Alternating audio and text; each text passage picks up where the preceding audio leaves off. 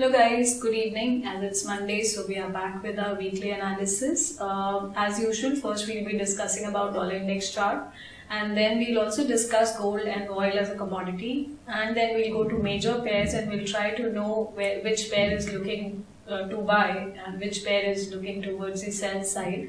So starting with dollar index, the way the candle has closed, yes, the candle has closed like a bearish candle, but if you also see at the end of the week, it also made a spike, a lower spike. Why I'm considering that spike is reason being we have been following this channel from a long period of time, right? The same parallel channel, right? And it is exactly formed at the support area. So market has respected that support. So though it's a bearish candle, but I would consider that as a half wick, half body candle, because wick is also pretty significant. So if you see on the daily time frame, you will get a better clarity, because on Friday finally there was a reversal. If you see a proper engulfing, so what this candlestick basically means is the entire week market was falling, and we expected also dollar to fall because of this rejection. If you remember from last week's analysis, we expected it to fall, and that to this support. So exactly did what we expected, or we analyzed the market as. What happened? Market went till here, then on Friday, as market reached the support, so it got rejected on Friday at the support. So we would give more preference to the rejection which happened. Like we said, the movement which has happened lately will have more preference than what has been happening before that, right? So it is very clear in the daily time frame that there's a proper bullish candlestick. Yes, I agree, if you have to wait for a proper bullish confirmation to have a proper confirmation that it has taken a support here, right? Previously also see the spinning top was there, but once there was a bullish candle close, then it gives a proper confirmation and it became a morning star. So likewise, this we'll consider as an indecisive candle, more towards the buying side I would say, but a proper confirmation would be when we see a bullish candlestick confirmation next week. So it's up to you. What I would prefer that keep on checking your daily closes. So the way the daily has closed just now, Monday pullback is happening somewhere around here, you can be on the buying side. Target till here is what you can do, because market is at the support. So dollar, I would be more on the buying side, because the way place there it is at a very strong support. And also if you see it as an inverse correlation, right, with gold. So gold is clearly indicating for a sell to me. If you see you can draw a channel also. You can see a clear channel formation. You can adjust your angle accordingly, right? So if you see, it's a proper confluence area. Market did a breakout of the channel with a proper body dominating candle. Downside breakout has happened. And then this is a pullback. Market has tested. Moving average is also coinciding. So gold looks like a good sell to me. And once it breaks this consolidation, then I'm expecting a good fall till this moving average, which is a very big movement. It is for long term. But overall gold looks like a sell, and it properly correlates with dollar being on the stronger side. So I'm bearish on gold. I would say that wait for a proper pullback, then you can go to a smaller time frame, let's say 4 hourly. You can expect some pullback. Let's see how much. You should have a candlestick confirmation around this area, maybe somewhere here or here. It depends. But I would say wait for a proper pullback. If you get an entry somewhere around here, more aggressive the entry is, lesser is your risk, right? And bigger is your reward. So try to wait for a proper pullback and take a proper entry. Wait for today's closing and then you can take a call. So I'm bearish on gold. So we are very clear with this coming week's movement. But previous week, if you see dollar, half of the time till Thursday at least, it was on the bearish side. Only on Friday it looks like that it has changed the momentum. So most of the candlestick might be showing bearish side of dollar. So that we have to see where it's forming. So we'll start with Euro USD. Euro USD, again there's a rejection, like half body, half wick candle, but where it's forming is at the resistance, right? If you see, It's a clear resistance here. You can draw this as a channel also, same the channel which we have in dollar index on the upside, as it has an inverse correlation and dollar is a second pair. So same channel we have on the other side, which clearly signifies that euro is looking weak against dollar, right? Dollar is looking strong and euro is looking weak. Now again, if we check GBP USD, on the contrary, GBP is looking very strong. It did not get impacted by Friday movement what dollar did by becoming strong. It did not get impacted because GBP would have been equally strong or even more stronger than that. So this clearly tells you that GBP is bullish. You can clearly get a confirmation of Euro GBP, and I am expecting it to at least go up till here. It has the potential. So if you see, there's a moving average also, plus you can go draw a trend line. You can also draw a Fibonacci to check till what price it can go.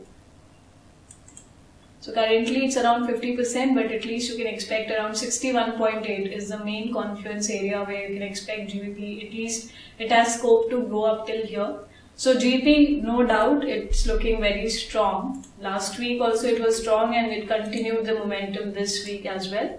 So if you check Euro GBP, Euro on the bearish side, GBP on the strong side, so clearly Euro GBP should be a sell, which is clearly indicated. So if you see, it has broken so there are two ways of seeing it. One is this, it has broken this support level. If you draw it a little diagonally, if you draw it on the horizontal side, it has a scope to come till here. But for me, I would take this as a trend line. So this is also, you can, for a confirmation, you can draw a Fibonacci in this case. This is a very long-term Fibonacci. So currently it is 38.2, the way the candle has closed, but if it keeps closing further, the next target is around 50%. So we are expecting a good fall in Euro GBP, and also if Euro is looking weak and GBP is looking strong. So once after pullback, try to be on the selling side of Euro GBP.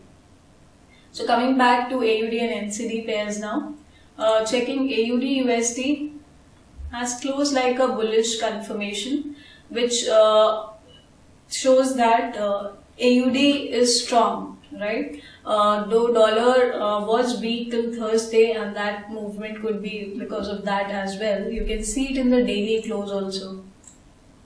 So daily, if you see, Monday and Tuesday, market was strongly bullish, and after that it was consolidating. So it could be the movement supported by dollar also, because dollar was also weak first few days in the start of the week, right? So if you have to understand the entire movement, by Friday it got a little rejected. So AUD is looking strong mainly because of the initial day's movement in the week which happened. But overall, if you see AUD USD, yes, it is looking strong, but it is at the resistance is what I meant to say, right? So which means if dollar becomes strong, then AUD has chances that it can become weak. So AUD USD, I would say it has reached the resistance. Wait for a reversal to sell here. It is near the resistance, right?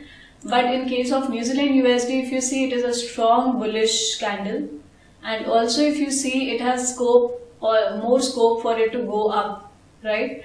And if you see this whole movement, if you see on the daily close as well, entire time it has been going up, no matter dollar has been strong or weak, but New Zealand has been going up, which clearly shows New Zealand in itself is very strong. It's way stronger than AUD, right? So in between AUD and NCD, I would say New Zealand is looking strong and AUD is looking weak. And New Zealand USD, I would say, as dollar also next week we are on the buying side, and New Zealand also we are on the buying side. So try to avoid trading New Zealand USD. Try to trade New Zealand with some weaker pair. Same goes with GBP USD also. GBP is looking strong and USD is looking strong. So try to trade GBP with a weaker pair. So against dollar, if you have to trade Euro USD, trade AUD USD, and we have to check more further currencies as well. So in between AUD and NCD, you can clearly see AUD NCD as a chart should be a strong sell, right? See, And this also we analyzed few weeks back, and if you would have sold, see it's a vertical fall. I clearly told in my analysis last time also, when this engulfing was formed, if you would have taken a sell, it should be a vertical fall because the move was on the upside. And this happened in just 3 weeks, right? So AUD NZD still looks to fall down. Overall we are on the sell side because New Zealand is way stronger than AUD. So AUD NZD is a very good sell. So coming back to now CAD pair. So before Canadian dollar, I would check oil as a chart. So if you see, oil has formed a proper bullish engulfing, okay. And if you can see, this moving average is acting as a resistance that is there. So once it breaks that, then it becomes even more stronger. And the way the momentum is, it looks like it can break.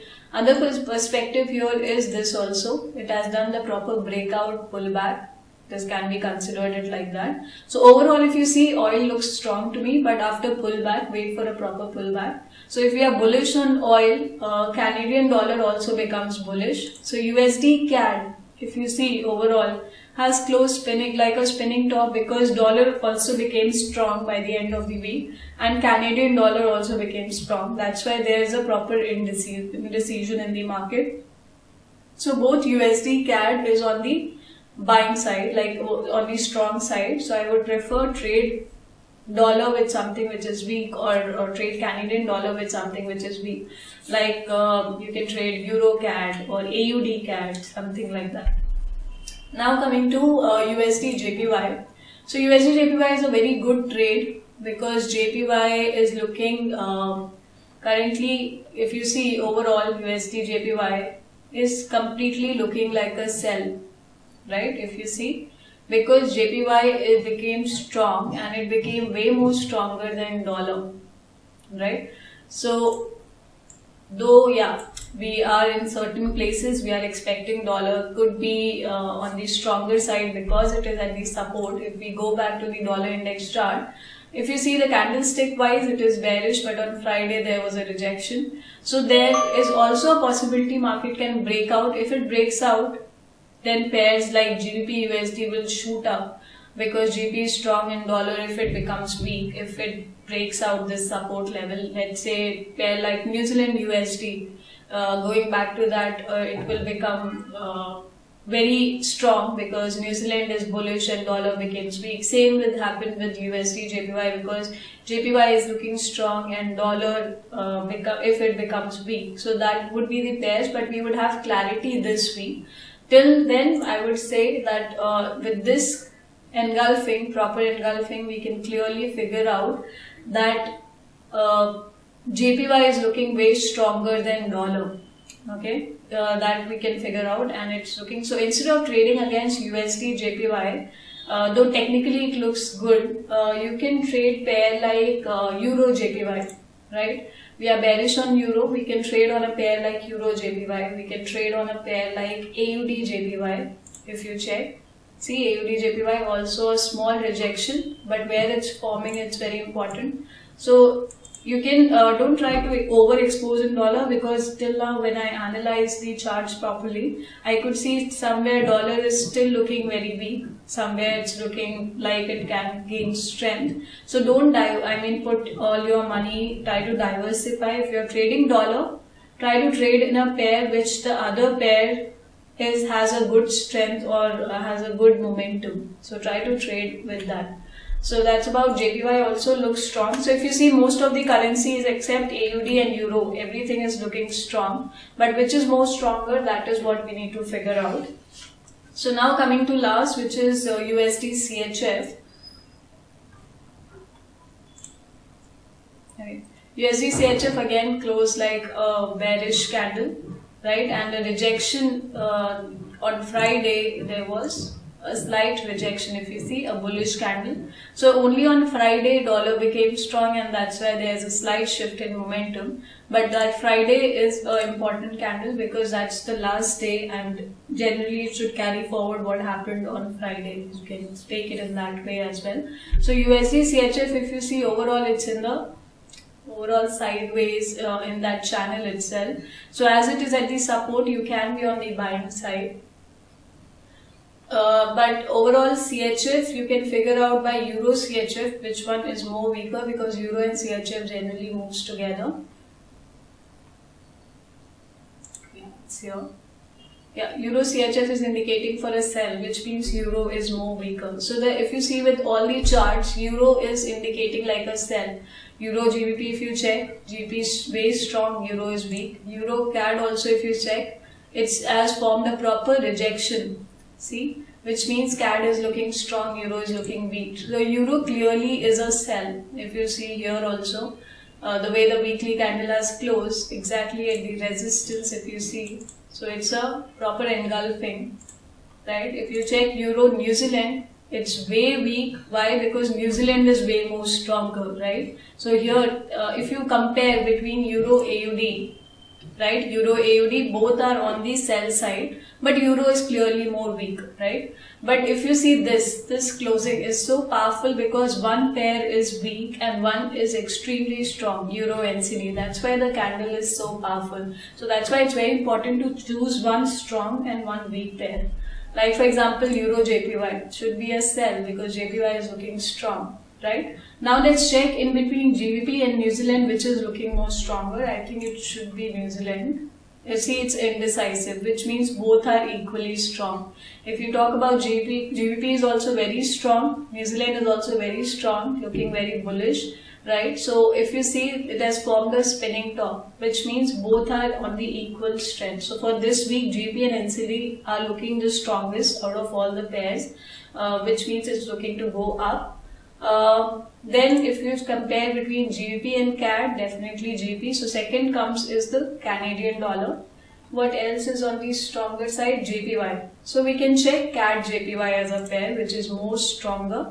So if you check between CAD JPY, clearly JPY takes it over because CAD JPY has closed like a bearish candle. So first is New Zealand and GBP, then second comes is JPY, then comes is Canadian dollar and dollar also, right? So you can check USD CAD has an indecisive candle, right?